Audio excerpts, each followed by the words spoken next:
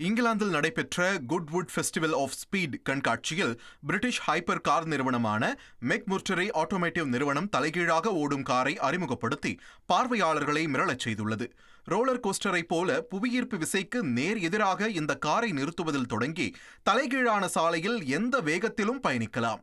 23,000 RPM வேகத்தில் சுழலும் இரட்டை விசிறிகள் மூலம் 2000 கிலோ டவுன்ஃபோர்ஸ் உருவாக்கி 60 மைல் வேகத்தை 1.5 வினாடிகளில் எட்டுகிறது. 2026ஆம் ஆண்டில் இந்த கார் விற்பனைக்கு வரும் என்று தெரிவிக்கப்பட்டுள்ள நிலையில் இந்திய மதிப்பில் இதன் விலை வரிகள் நீங்களாக சுமார் 12.53 கோடி ரூபாய் என்று கூறப்படுகிறது. எஸ்டோனியாவைச் சேர்ந்த பிரபல தடகள வீரர் ஜான் ரோஸ் மாலத்தீவு கடல் பகுதியில் சாகசத்தில் ஈடுபட்டார். ஸ்லாக்லைன் எனப்படும் கயிற்றின் மேல் நடக்கும் சாகசத்தில் ஜான் ரோஸ் ஈடுபட்டு அனைவரையும் வியக்க வைத்துள்ளார். பாராசூட் மற்றும் மோட்டார் படகை இணைக்கும் கயிற்று பாதையில் பிடிமானம் எதுவும் இன்றி நடந்து சாதனை முயற்சியில் ஈடுபட்டார்.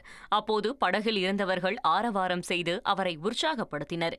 ஜான் ரோஸ் ஏற்கனவே மெசினா ஜலசந்தி மற்றும் போஸ்பரஸ் ஜலசந்தி பகுதியில் சாகசத்தில் ஈடுபட்டுள்ளது குறிப்பிடத்தக்கது.